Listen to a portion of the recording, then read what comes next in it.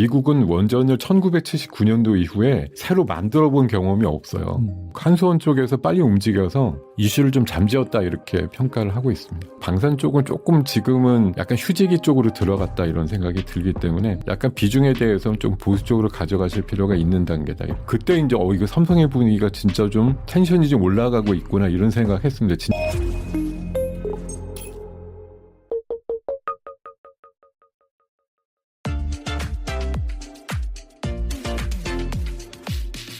이번에 또 시장이 흔들흔들하니까 여기저기에서 악재가 터지면서 네. 이 주도주라고 불리던 섹터들이 조정을 받았는데 대표적으로 원전주라고 볼 수 있죠. 예. 한수원이 체코 원전을 수주하는 가운데 미국 웨스팅하우스의 퍼주기 논란이 좀 불거지면서 뭐 대통령실은 해당 계약에 대한 뭐 진상조사를 해라 이렇게 얘기도 나오면서 이에 따라서 이 두산 에너빌리티 등 원전주가 크게 조정을 받았다가 또 촬영한 당일날은 또 이제 어느 정도 말아 올리긴 했거든요. 네. 이 원전주 어떻게 보시나요? 큰 틀에서 일단 보자면 일단 이 이제 촬영을 다음에 아마 이게 공개가 되는 시점에는 아마 한미 정상회담이 끝났을 시점일 수도 있거든요. 그럼 감안해서 좀 상황을 보셨으면 좋겠는데 어쨌든 이번에 한미 정상회담이 이제 급하게 만들어지면서 나오는 그 관세에 대한 뭐 매듭을 하는 데 있어서 우리가 또 뭔가 제안을 한다든지 이럴 때 쓰려고 하는 카드 중에 하나가 이제 원전이었다고 얘기를 하더라고요. 그러니까 지금 이게 좀 시의적절하지 않게 이슈가 나오긴 했는데 어떤 분들은 뭐 이미 1월 달 그 체코 원전 하면서 협상이 끝났지만 제대로 내용이 안 알려졌지만 아름아름 아는 분들은 이미 또 알고 있었던 얘기들인데 이게 왜 갑자기 7개월 만에 확 공개가 되면서 또 파장을 일으켰나 이렇게 보시는 분도 있고요. 어쨌든 지금 정치적인 차원에서 보면은 뭔가 쾌를 잡은 것 같은 느낌이 드는 거죠. 50년이라고 하는 그 노예 기간이 굉장히 길다라는 거 포함해서 뭐 미국이라든가 유럽 돈이 될 만한 선진국 쪽에 대해서는 우리나라가 단독 입찰이 불가능하다든가 아니면 SMR 수출 때도 검증을 받아야 된다든가 뭐 몇 가지 뉴스 이슈들이 굉장히 자극적으로 좀 발표가 되면서 야 이래 갖고는 우리나라 남는 장사 못하는 거지 이렇게 돼버리니까 뭐 막 여러 군데서 성토가 나오고 이러는데 어쨌든 본질은 제가 지금 현재 파악한 수준에서는 저렇게 반대 논리로 얘기하시는 분들이 있어요. 어떤 산업적인 특허라든가 이런 것들 쓸 때 특허료 같은 게 보통 5에서 10%는 내는데 이번에 1.8% 아니냐 생각보다 적게 내고서 이런 동맹관계를 얻은 거다. 그리고 잘 아시겠지만 어제 촬영을 기준으로 어제 기준으로 반전이 일어났던 게 한수원 사장이 웨스팅하우스랑 조인트 벤처 하러 간다. 이번 주말에. 그러니까 완전히 바뀌었거든요. 이게. 미국이 지금 100기가와트의 원전 용량을 2050년까지 400기가와트로 늘리려고 하거든요. 그럼 300기가와트를 늘려야 되는데 원전 한 기가 보통 1기가와트짜리거든요. 300개를 줘야 돼요. 근데 제가 알기로는 미국은 원전을 1979년도 이후에 새로 만들어 본 경험이 없어요.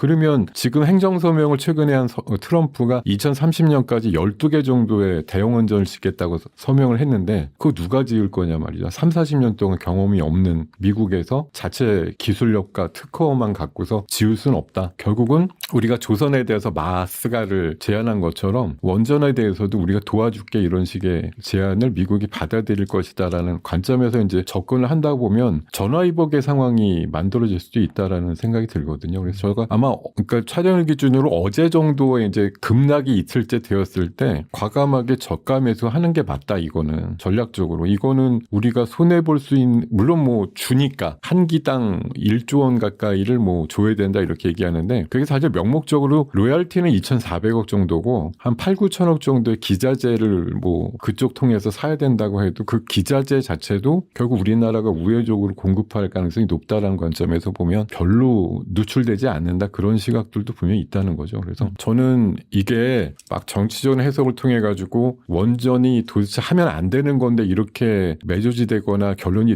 나면 절대로 안 된다고 생각하는 거고 그리고 사실 전 그런 생각도 들더라고요. 그때 당시에 누가 해도 비슷한 결론으로 났을 건데 이게 뭐 정치적인 어떤 내 쪽이야 뭐 상대편이야 이걸 가지고 잘했다 못했다 계속 하는 건 보기도 좋지도 않을 뿐만 아니라 지금 뭐 한미 정상회담 앞두고 원전에 대해서 우리에서 한 목소리가 안 나오는 것 자체도 미국한테 제안할 때 별로 도움이 안 될 것 같다. 이렇게 보면은 어쨌든 금마무리가 된 거 아니냐. 한수원 쪽에서 빨리 움직여서 이슈를 좀 잠재웠다 이렇게 평가를 하고 있습니다. 아무튼 잘 해결된 것 같아요. 일단은 당분간은 그 시세를 보니까. 그리고 원전 같은 경우에는 한미 정상회담 결과 나와봐야지 알겠지만은 거기서 또 좋은 딜이 나온다라고 한다면은 또 추가적인 모멘텀이 또 있을 것 같다는 생각이 드네요. 그리고 또 원전뿐만 아니라 상반기 주도주를 자처했던 조선 방산도 크게 내렸는데 해당 주식들은 또 어떻게 보시나요? 사실 조선은 그렇게 막 엄청나게 빠진 종목은 생각보다 없어요. 이렇게 내렸다고 이게 물론 이제 고점 대비해서 내린 건 맞는데 그 내린 비율 자체가 뭐 많아봐야 제가 대중적으로 알고 있는 종목들 보면 한 10% 정도 내외쯤이거든요. 그러니까 지수도 보통 쭉 올라가다가 내릴 때 뭐 미국도 우리도 비슷한데 지수가 한 10%쯤 내리는 거는 그냥 통상적으로 1년에 한 두어 번쯤 나오는 뭐 통상적인 조정 이렇게 보는 거고 20% 이상 내리면 이거 좀 심각한 레벨인데 이러는 건데 어쨌든 조선 쪽은 그 마스가라고 하는 프로젝트에 연관돼 있는 기대값이 좀 있기 때문에 최근에 좀 뭐 고점 이후에 내린 것들도 있었지만 대부분 그렇게 큰 파해가 된 상태는 아니다 이렇게 좀 판단하고요. 그리고 아무래도 MRO라든가 또 알래스카 뭐 LNG 개발이라든가 이런 쪽에 조선과 조선 기자재 쪽이 또 공통분모가 있는 종목들이 많기 때문에 아직까지는 뭐 조선에 대해서 크게 염려하지 않아도 현 추세대를 유지하는 상태다 이렇게 보이는 상황이고 다만 이제 방산 쪽은 조금 이번에 이제 표면적으로 보면 우크라이나 휴전 이슈 나올 때 뭐 다들 예상하고 있는 거지만 어쨌든 큰 전쟁 얼마 전에 중동 쪽은 조금 소화가 됐고요. 이제 진화가 된 거고 우크라이나 쪽이 마치 지금 다음 주라도 3자회담을 하면서 굉장히 빠른 진전을 하게 될 경우에 휴전 또는 평화협정으로 빨리 가게 되면 아무래도 한 3년여 끈 전쟁이 끝날 때 방산 쪽에 대한 어떤 절정의 뭐 투자 심리가 조금 누그러질 수밖에 없다는 생각이 들고 약 2주 전인가요? LIG 넥슨을 탁 찍어가지고 또 글로벌 IB 쪽에서 너무 비싸다 이렇게 의견이 나오면서 약간 부러지기 시작했던 거기 때문에 뭐 반도체도 왜 겨울이 온다 그러면 부러지듯이 참 이게 누군가 이렇게 아니야 이렇게 강력하게 좀 항거하거나 뭐 저항할 수 있는 이런 좀 우리 쪽만의 그런 좀 인플루언서 내지는 글로벌 IB를 상대할 만한 그런 진짜 집단들이 좀 있었으면 좋겠다는 생각이 드는 게 우린 기권 좋아가지고 계속 좋다 이러고 있는데 글로벌 쪽에서 갑자기 이거 너무 비싼데 이렇게 해버리면 그냥 철퇴를 맞고 쫙 빠지고 이렇게 되니까요. 어쨌든 그런 이슈가 나오면서 방산 쪽은 조금 지금은 약간 휴지기 쪽으로 들어갔다 이런 생각이 들기 때문에 약간 비중에 대해서는 좀 보수적으로 가져가실 필요가 있는 단계다 이렇게 말씀드리겠습니다. 그리고 조정이 깊어지는 가운데서도 삼성전자 주가는 견조하게 또 유지가 되고 있는데 최근에 보니까 파운드리에서 테슬라, 애플 등 굵직한 고객들을 확보를 했어요. 내년에는 보니까 세계 최초로 미국 현지 공장에서 이제 2나노 공정을 도입할 예정입니다. 삼성전자는 어떻게 보세요? 그 삼성은 아마 공교롭게도 이재용 회장의 어떤 법적 이슈가 끝나면서 일단 분위기가 갑자기 좀 맞아요. 업됐다고 모아난 볼 수가 호재를 있고요. 터뜨리는 그런 느낌? 제가 사실 그 장면으로 기억나는 게 좋은 얘기는 아니지만 그 한 2달 전쯤인가요? 삼성전자 부회장께서 갑자기 이제 돌아가신 경우가 있었어요. 맞아요. 그때 제가 알기로 이재용 회장께서 중국에 출장 중이었는데 문상하러 안 왔습니다. 그러면서 그때 나온 얘기가 뭐냐면 삼성 다시 한번 독해지자, 독한 삼성 만들자 이랬거든요. 그러니까 일과 출장 가서 보는 그런 업무가 더 어떻게 보면 무게중심을 갖자. 뭐 물론 대단한 일이지만 사사로운 그런 거에 일정을 바꿔서 뭐 와서 이렇게 하지 않았다라고 전 알고 있거든요. 그때 이제 이거 삼성의 분위기가 진짜 좀 텐션이 좀 올라가고 있구나 이런 생각했습니다. 진짜 이제 비상이니까요. 반도체 그냥 무조건 삼성 이랬는데 지난 1분기부터 영업이익이 하이닉스에 역전되는 상황이 나오고 있고 디램의 점유율 자체가 또 역전이 되고 이러다 보니까 아마 굉장히 자책을 하고 또 새롭게 이제 각오를 다지는 상황에서 이제 그러고 나서 결국은 좀 자유롭게 풀리고 나서 막 세계적으로 막 휘젓고 왔다 갔다 하고 나서 결과물들이 막 나오고 있는 거거든요. 얼마 전에 이제 미국 갔다 와서도 내년도 구상하고 왔다 뭐 이렇게 얘기가 나왔는데 이번에 말씀 주신 대로 테슬라랑 애플 쪽도 결국은 이재용 회장이 개인적인 어떤 그런 걸 뚫어가지고서 나온 게 좀 크다고 저는 생각하고 있는데요.